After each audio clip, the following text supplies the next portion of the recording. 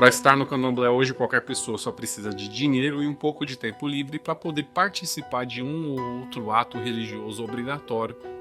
Essa é a verdade, sinto muito lhe dizer. Se esse tipo de fala te incomoda, então você tá no lugar certo. Vamos bater um papo sobre isso hoje.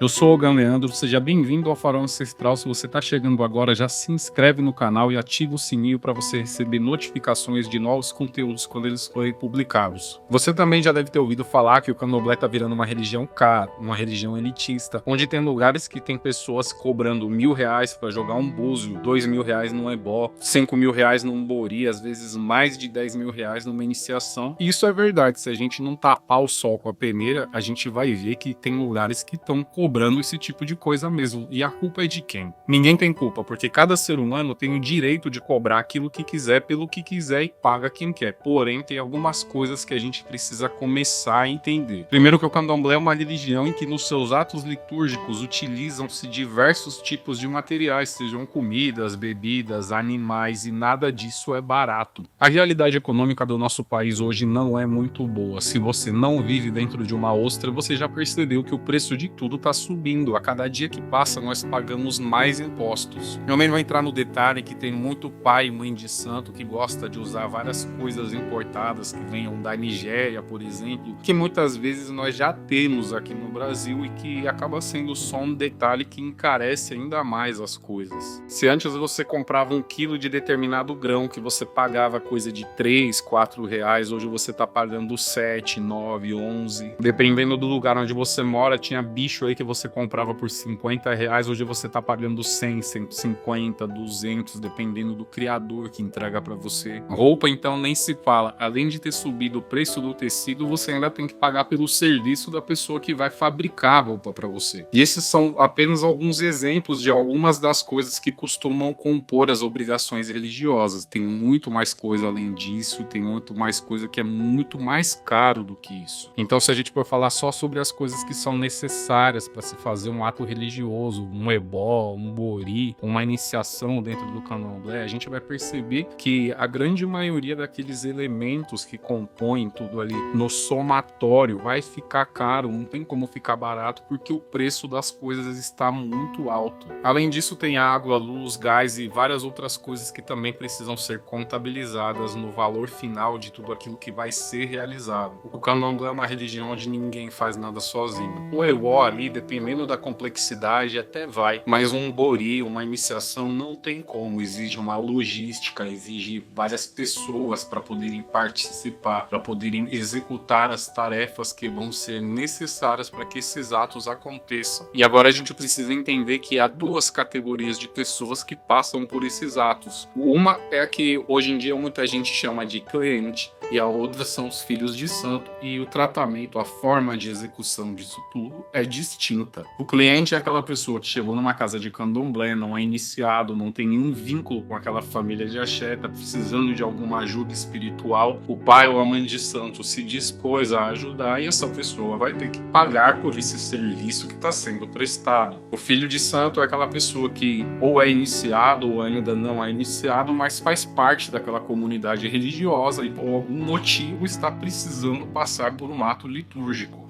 Ele também vai pagar. Então, além da logística de materiais, nós também temos a mão de obra daquele pai ou mãe de santo que vai presidir o ato e também das pessoas que vão participar, seja cozinhando ou desempenhando qualquer outro papel, qualquer outra função para que aquele ato litúrgico, aquele ato religioso aconteça. Se é para um cliente, eu acho que é muito justo e muito digno que aquelas outras pessoas que vão participar do ato, da obrigação religiosa, recebam um valor por isso. Afinal, como eu já disse antes, é o tempo e o esforço delas. Poderiam estar fazendo qualquer outra coisa que elas quisessem, trabalhando, estudando, se divertindo, mas estão ali ajudando a fazer o ato religioso em prol de outra pessoa. Se é para um filho de santo de uma comunidade religiosa, então eu acho que a primeira coisa que a gente precisa analisar é quem é aquele filho de santo para aquela comunidade religiosa. Porque se é uma pessoa que não participa de nada das outras pessoas, não ajuda em nada, não contribui contribui com ninguém. Obviamente, as pessoas que compõem aquela sociedade não vão querer participar das coisas que vão ser feitas para esse tipo de pessoa. Todo mundo tem o seu poder de observação, então se, por exemplo, eu nunca fiz nada por você, nunca participei de nada, nunca ajudei em nada que foi feito para você, quando algo for feito para mim,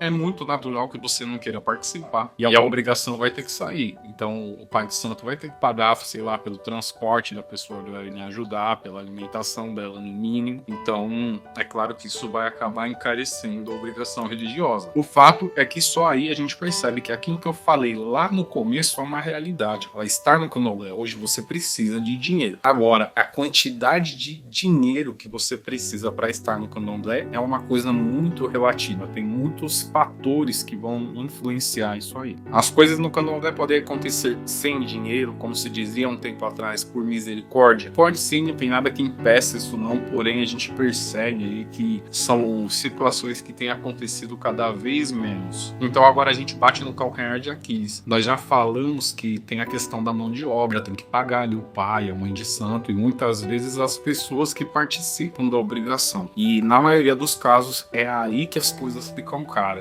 Não vamos tapar o sol com a peneira. Nós sabemos que muitas das vezes, na maioria dos lugares por aí, as pessoas que estão pagando caro para fazer algumas coisas dentro do candomblé estão pagando pela marca. É pelo nome de um sacerdote ou sacerdotisa, é pelo nome de um ilê-axé onde eles tomaram obrigações ou fizeram o seu santo, ou pelos cursos, pactos e iniciações que eles fizeram com alguém que faz parte do que hoje é chamado de culto tradicional de origem iorubá. No fim das contas, para algumas pessoas, tudo isso agrega valor nos seus serviços, então você acaba pagando por uma marca. E tá errado? Não. Infelizmente, é como eu já falei pra você lá no começo. Cada ser humano põe o valor que quiser naquilo que quiser e paga quem quer. E por mais que seja essa a nossa realidade, todo mundo tem o direito de concordar ou discordar de tudo isso que eu tô falando. Então, se você concorda ou discorda de mim, deixa aqui nos comentários até pra gente saber um pouquinho da sua opinião, da forma como você pensa. Mas se você concorda também, não esquece de deixar o seu like para esse vídeo, tá bom? Se você prestou bastante atenção no que eu falei até agora, já deu para entender que nessa vida nada é de graça e cada um só tem aquilo que merece. Porém, infelizmente, há sim pessoas que estão cobrando valores muito além daquilo que é necessário.